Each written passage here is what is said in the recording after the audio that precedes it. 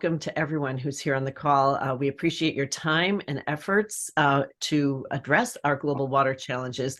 And we have a few slides that we'd like to sum up the activities that have been going on this past year, which have made me probably the most excited about anything that's happened in our water sector, at least with the Global Waterworks seeing action. And it would take the World Water Action Forum to make that happen. And also the inspired contributions of some of our members who have worked very diligently to lend their time and talent and resources to make water available to the schools across India, starting with 10 schools that we're going to hear about this afternoon or evening in India time.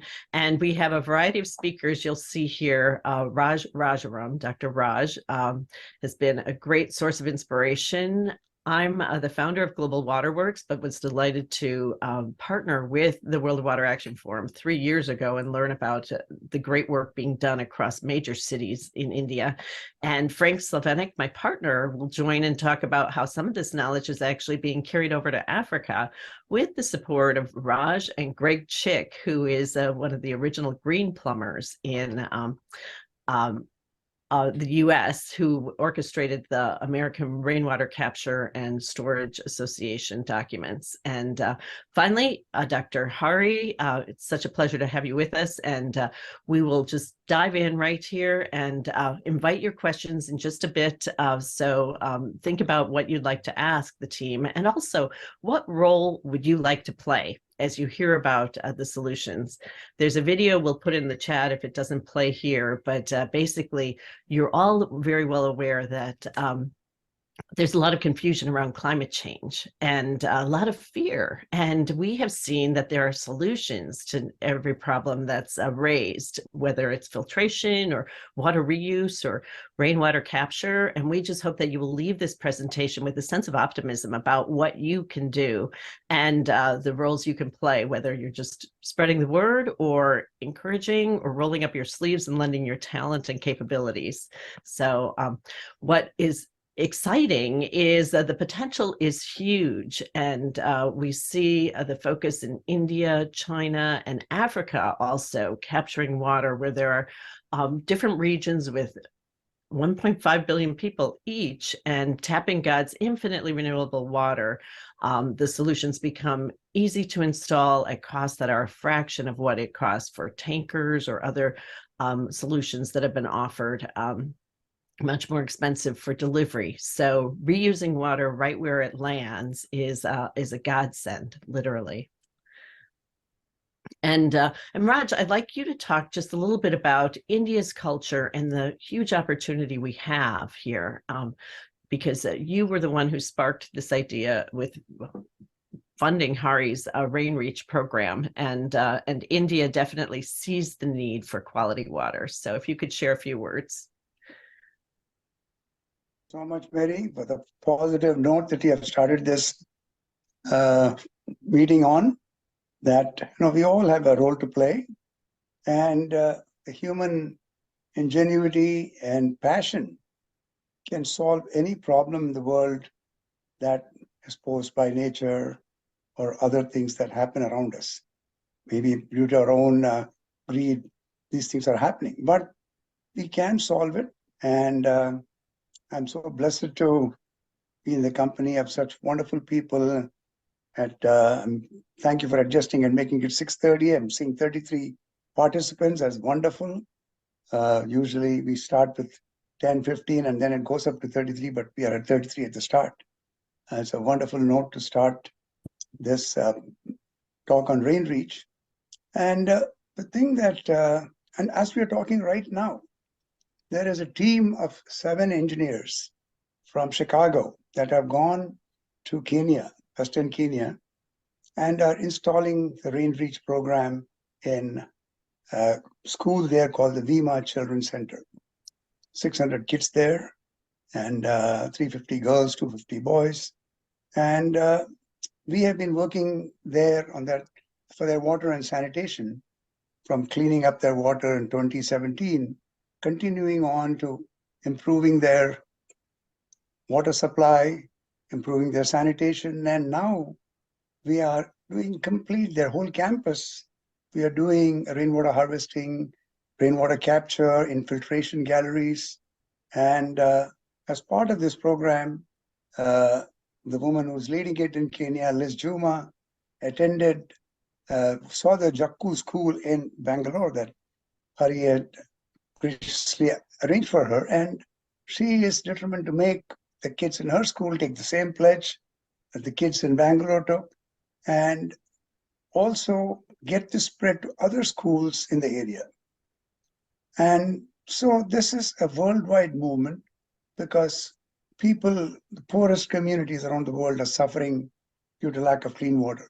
And this is God's given gift to us, clean water that we don't have to process and all that, we can drink directly. And so catching it, storing it properly, and using it when we need is what RainReach is all about.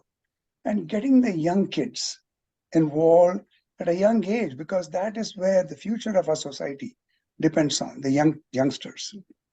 And so this is such a happy moment for me because in 2006, my friends and I convened what's called a Chicago Water Summit, where we brought experts from India and US to talk about water situation over a period of 2 days.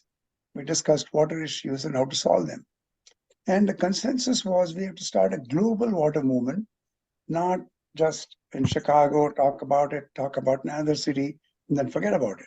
So a grassroots movement is what is needed to make it happen. And nothing can be more grassroots than the children participating in their own collection of rainwater for their school and understanding how important the water is, where it comes from, how to use it carefully, conserve it, and have enough for them and their families forever. So this is a wonderful program by the kids, for the kids, with a little bit of support from us adults.